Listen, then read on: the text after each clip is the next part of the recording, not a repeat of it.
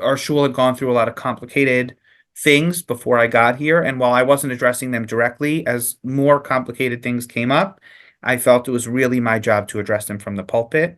There was a crime committed at one of the local day schools only a few months after I moved here. And one of the assistant principals had gotten arrested. We don't have to get into the details of it now, but it was a moment. I'd only been here for 2.5 months, but it was clear that I had to talk about it on Shabbos morning. The title had to be in the bulletin that I was going to be talking about it, and I had to get it right.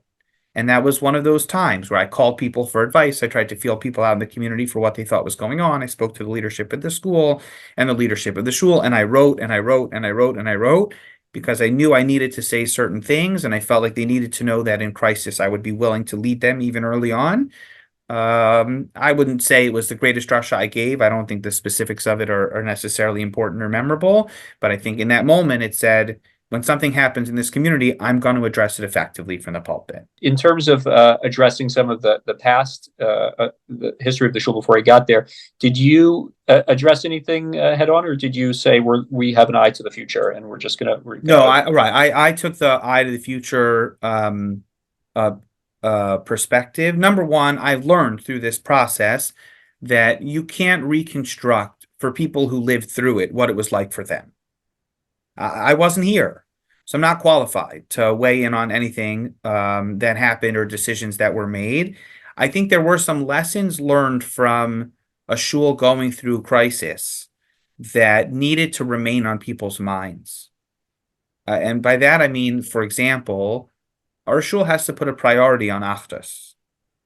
You have to say that the responsibility of the community to stick together, even when they disagree about something, is a priority for a shul that's already fractured. So I've talked about that on a number of occasions of just prioritizing our commitment to each other, knowing that everybody in the room knows what that means. Even though I wasn't here before and I don't know what they went through, and I understand there's a lot of pain and hurt feelings and unresolved issues and things of that nature, but we can all agree, anybody, Asher Yeshno Po Imanu Hayom, we're going to stick together, we're going to talk to each other in a positive way, and we're going to resolve stuff together. That has been effective for the most part, and largely speaking through COVID and war in Israel and machlokas about little things here and there, we've usually kept a very positive tone, and that I think is a positive byproduct of having gone through a very difficult chapter. But about the past itself, we have some policies so that we don't make the same mistakes that were made in the past. But I don't address it and certainly don't speak about it from the pulpit on a regular basis. Yeah. So I also read that, unfortunately, the shul has been the target of some vandalism and some bomb threats and things like that. So how do you address those? How do you, as the rabbi, try to keep people's fear in check, anger in check, and lead through using the drasha again as a vehicle, that speaking slot? Right. So the well-recorded events of the bomb threat that took place a number of years ago was before my time. That's kind of a post 9/11 FBI investigation that led to a fake attempt to cause harm to a synagogue that the police were monitoring. A very complicated story. You could read about it in the news. It's before my time. People remember it in this community because, it happened to us as an institution, but it's not on the forefront of people's minds anymore. What we did experience maybe 3 years ago was, and again, this is kind of on the back end of COVID, I think. There was a person who had family in the neighborhood, a non-Jewish individual with a mental health issue. We didn't know this at the time, of course, who was going through the neighborhood, primarily targeting us, but had gone to other shuls as well, and was just throwing rocks through the windows or at the windows late in the night or the middle of the night. So, one morning we woke up to the news that there were windows smashed at the shul. There was a little bit of a panic. I think it was maybe the middle of the night on a Saturday night. I don't remember the exact dates anymore. And we couldn't figure it out. We have a charter school that rents space from us in the building. So one of our thoughts was general vandalism. The other thought was maybe it's related to school. The details don't necessarily matter. But what ended up happening, what does matter to understand the story, is that this person committed these acts of violence over multiple nights, time and again. primarily in our shul and Chabad and the conservative synagogue, one time at the Young Israel, Rabbi Willig shul. Um, we joked that he was like doing hakafos around the neighborhood. And the police came, they were super responsive. The 50th precinct here in the Bronx is incredible. We work very closely with them. They were here. We have professional security. We have a CSS volunteer team. We have a great system in place. Some of that's the result of the bomb threat from years before, but we have a very, I think, thank God, a very secure shul and a very professional system. But the police committed to stay full time 24 hours a day at the building until they caught the person. And then there were police in front of our shul one night, and he came and threw rocks at the back window. They didn't even hear him. So that's when it kind of escalated. Now, the mayor was calling and the governor's office was calling. They were all embarrassed because they had put police outside of shul, and we have the video surveillance of all around our building. We saw him come up the other side, and the cops were in the front of the building, not paying attention to the side of the building. He was 40 feet away from them. They didn't even hear him. He just got away. So it escalated until eventually one night he had thrown some rocks at the conservative synagogue and rode off on a bike. And then the cops were in the neighborhood and they chased him down on the bike and they arrested him. And since then, it's been, even though he was, caught and released, as is the policy in New York, um, he didn't recommit. So since then, it hadn't been an issue. So I would say from a leadership standpoint, that's the context for those who are listening of Yeah. the story. And then from leadership standpoint, these are, I would say, my two ha'aros on the subject.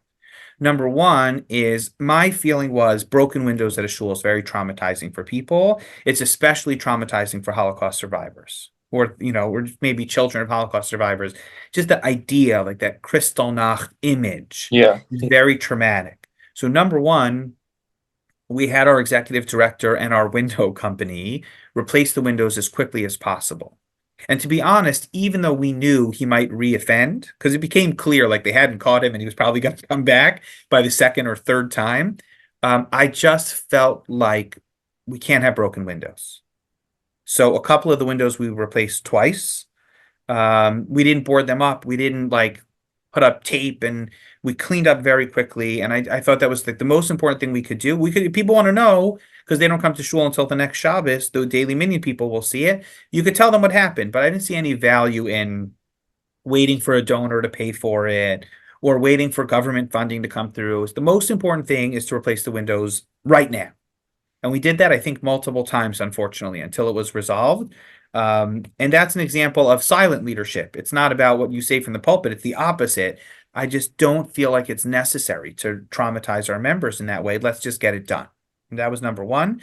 Number two, the person was living at the time or had been visiting with his mother, who lived in an apartment in the neighborhood in the same building as a lot of our members. And that was our responsibility was to communicate with them as frequently as possible. Once we figured out who it was, once the police arrested him and told us about him, did the members feel safe? Did we reached out to the board of the condo to talk to them about what their policy was going to be. He's still allowed to live there. He's allowed to visit his mom and sleep over, even though he was released on bail.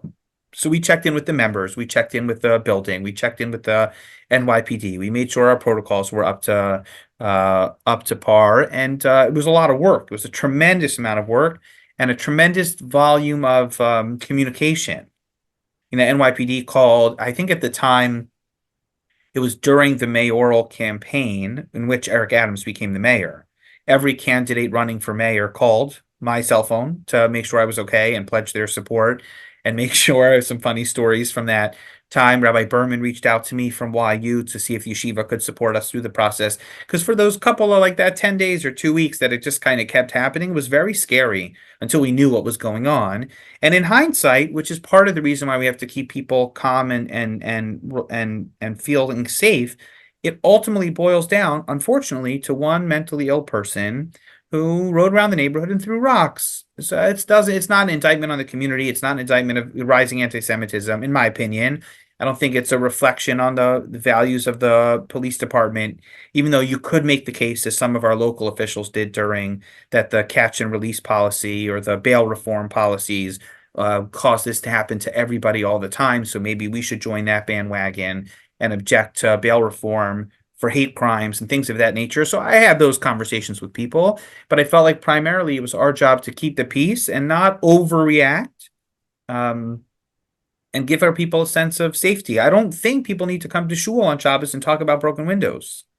Yeah. We're dealing with it. We're dealing with it. We were transparent, or we sent emails to our membership on a regular basis, but I don't remember it being something that was frontal from the pulpit. The real work happened kind of behind the scenes.